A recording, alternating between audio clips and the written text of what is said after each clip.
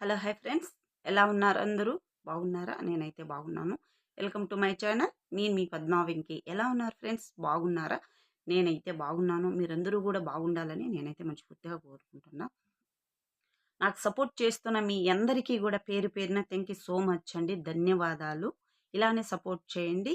ఈ వీడియోలో మనము ఎప్పుడు కూడా తరచుగా కోవిడ్ గురించి మాట్లాడుకుంటూ ఉంటాం కాబట్టి, కోవిడ్ గురించి లేకుండా నేను ఇప్పుడు కొత్తగా నాకు తెలిసింది కొత్తగా తాజా వార్త అనమాట. ఖత్తర్ గురించి మాట్లాడుకున్నాం. ఈ వీడియోలో ఖత్తర్ గురించే మాట్లాడుకున్నాము. అంతకన్నా ముందుగా మన ఛానల్‌ని కొత్తగా చూసినట్టయితే లైక్ చేయండి, షేర్ చేయండి, కామెంట్ చేయండి. సబ్స్క్రైబ్ అయితే అస్సలు మిస్ అవ్వద్దండి. సబ్స్క్రైబ్ చేసుకుంటే నేను పెట్టే ప్రతి వీడియో కూడా మీకు నోటిఫికేషన్ వస్తుంది. నాకు మోర్ వీడియోస్ తీయాలని మోటివేషన్ అయితే ఉంటుంది ఫ్రెండ్స్. Okay friends. ఇంకా ఈ వీడియోలో ఖత్తర్‌కి వెళ్ళే వాళ్ళు ఇంట్లో పని మనిషి గురించి మాట్లాడుకుందాం. ఖత్తర్‌కి వెళ్తున్నారు. కువైట్‌కెళ్ళి ఫింగర్ పడిన వాళ్ళు మళ్ళీ కువైట్‌కి వెళ్ళలేరు. ఛాన్స్ అస్సలు లేదు. ఒకసారి గుర్తించుకోండి. ఒకసారి ఫింగర్ పడిందంటే ఇంక మళ్ళీ కువైట్‌కెళ్తామేమోనని ఊహాగానాలతో అయితే ఉంటారు. కువైట్‌కి ఇంకొకసారి పోయే ఛాన్స్ అస్సలుండదు. అలాంటి వాళ్ళు ఖచ్చితంగా ఖత్తర్‌కైతే వెళ్తారు. పరిస్థితులు సరిలేకుండా ఉన్నవాళ్ళు ఖచ్చితంగా వెళ్ళాలి కదా!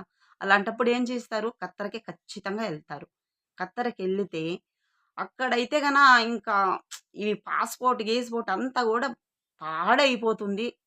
పాస్‌పోర్ట్ ఉండదు. ఏమీ ఉండదు. ఫింగరేసి కట్టుగుడ్లతో వచ్చేసిన వాళ్ళు మళ్ళీ వేరే దేశానికెళ్ళాలి గదా! ఖత్తర్‌కి. అలాంటప్పుడు పాస్‌పోర్టు కొత్తదే, అన్నీ కొత్తదే. కాకపోతే ఆ ఆ ఊరికెళ్ళినప్పుడు ఖచ్చితంగా కొత్త ఊరే అది.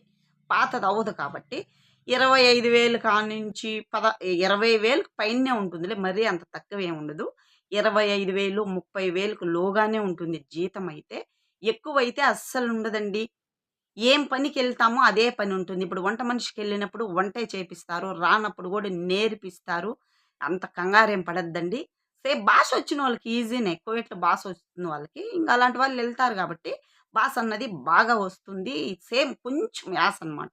ఇప్పుడు మన ఆంధ్ర వాళ్ళకి ఇక కాకినాడ సైడ్ అంటాం అది ఎక్కడిదో మనకైతే తెలీదు. కాకినాడోళ్ళ మాటలు, కాకినాడ సైడోళ్ళ మాటలు, మన మాటలైతే కొంచెం తేడాగా ఉంటాయి చూడు అలానే ఉంటాయి.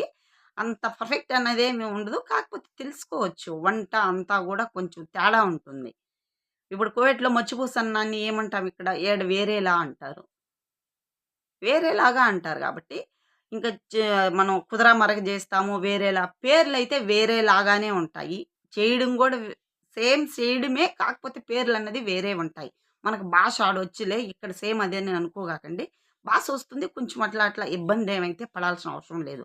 వంటలైతే వేరు వేరే ఉంటాయి. జీతాలైతే అంత మట్టుకే ఉంటాయి.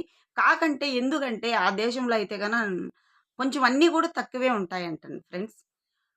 డబ్బులు గావచ్చు, లేదంటే వస్తువులు గూడా అన్నీ గూడా బ్రహ్మాండమైన రేటంట. రేటయితే ధూమ్ ధామ్‌గా ఉంటాయి. కువైట్‌లో లాగైతే మెండుగా అయితే ఉండవు. జీతాలైతే తక్కువుంటాయి. ఎవరైనా మనకు పని తక్కువుండాలి